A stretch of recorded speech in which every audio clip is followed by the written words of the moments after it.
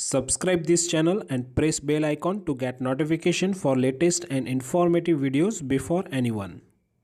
As you know that sand is very important construction material.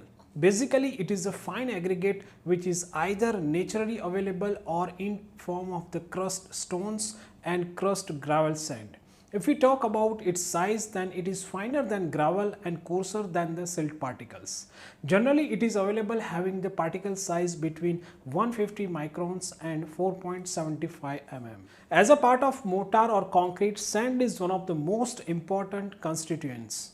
The main purpose of mixing the sand as fine aggregate in concrete is to fill the voids between coarse aggregate of different sizes, and the voids between the fine aggregate is filled with the cement.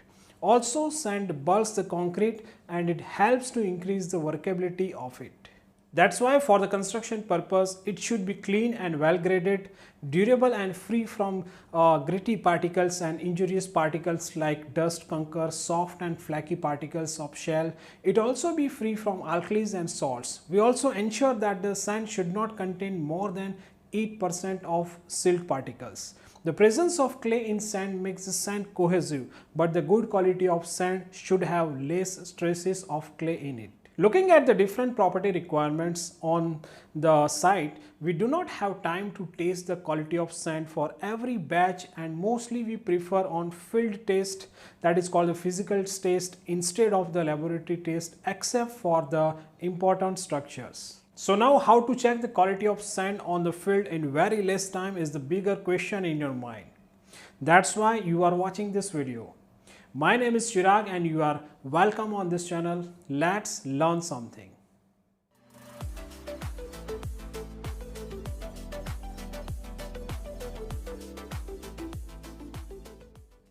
As we talked about, sand carry different unwanted particles and impurities within it. And on field, if your task is to investigate the quality of the sand, then you have to follow the step-by-step task like this.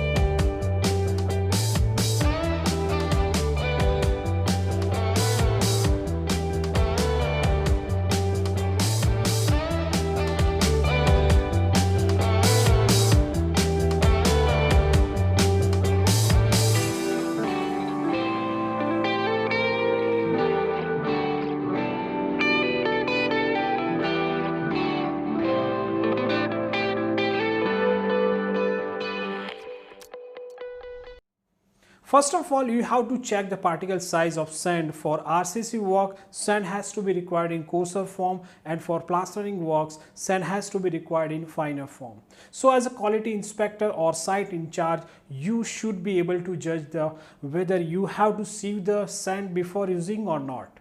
And this will solve your purpose for coarse and fine particles. Next, you go for the checking related to the excessive amount of clay available in the sand or not. A presence of clay is very dangerous and affects the performance of the concrete. You should know that sand is cohesionless and clay is cohesive.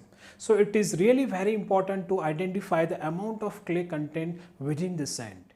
A presence of excessive clay can be determined in two ways. Let's talk about method number 1. Take a glass full of water and add some sand in it. Then shake it well and allow the sand to settle for some time. After complete settlement, check whether an apparent layer is formed on the sand or not. Check the quantity of that layer. It will give you the idea about presence of clay is within the limit or not. That means the sand is of good quality or not.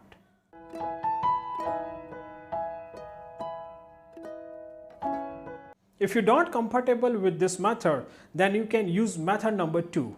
In this method, you have to hold some dry sand in your palm for a few seconds and then drop it. If the sand sticks to your palm and change the color of the palm, then it shows the presence of clay content in it. But this time, you have to make the decision on its percentage presence by your experience.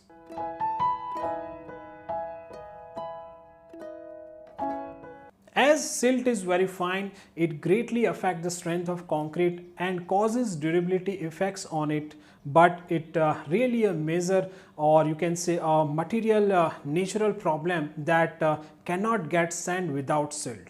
So practically we can limit it about 8% of total sand volume. Now if you want to measure the percentage presence of silt particles, then take a sample of sand in measuring jar and pour adequate water and then add salt, means NaOH or sodium hydroxide to it and shake it well. Then leave it for 24 hours. After that you observe the sample in the jar, the fine particle will settle at top. From the observation you can judge the percentage of the silt particles.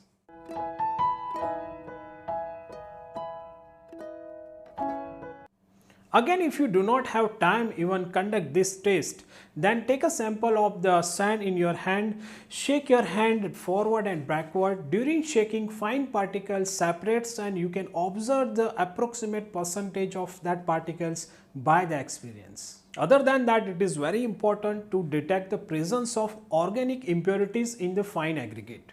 For that, you have to take a sample of sand and add it in sodium hydroxide, that means NaOH solution. Stir the solution for few minutes. If the color of solution changes to brown, then you know that the sand has organic impurities which are not suitable for the construction.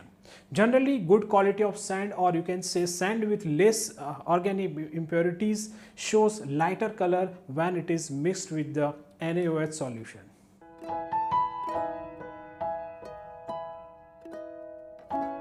Other than that, the size of particles and sharpness of sand is checked by visualization. Sand should be free from organic impurities like shale, shingle and other similar impurities, or they should be in limit which are easily identified by the visualization.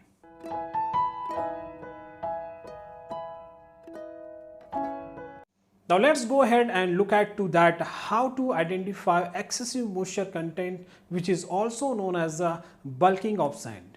Presence of excessive moisture content in sand causes increase in the volume of sand. By visualization, you can judge the fine aggregate.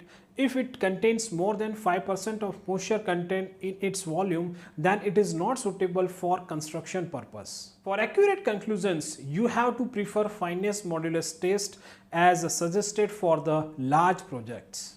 To determine excessive salt content, you should taste the pinch of sand, and if it is taste salty, the salt must be present in the sand and hence it should not be used at all in any type of the construction work. Such sand is naturally from the riverbed, but either it is sea sand or from an area of river frequently affected by the tidal water nearby the sea.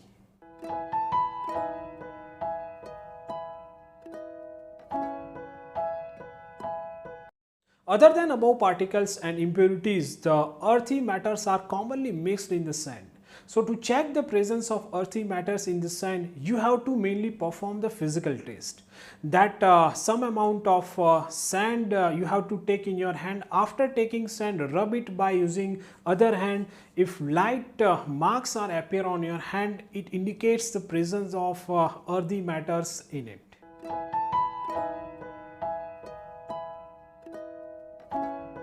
The above are the basically field test. To finally approve it, there are certain laboratory tests like fineness modulus and silt content by weight, which also need to be done. But generally such laboratory tests are recommended for only large projects. These all physical tests on sand you can perform it at site, but when your experience will be increased in upcoming years in construction work, you can able to check the quality of sand even without using this type of tests. So friends, this is all about how to check quality of sand on site. Hope you like this video. If yes, then press the thumbs up button and try to share it to your friends. If you have any type of comment related to this topic or any other topic, do not forget to put your comment in comment box below. So let's wait for the next exciting and informative video. Till then, goodbye and take care.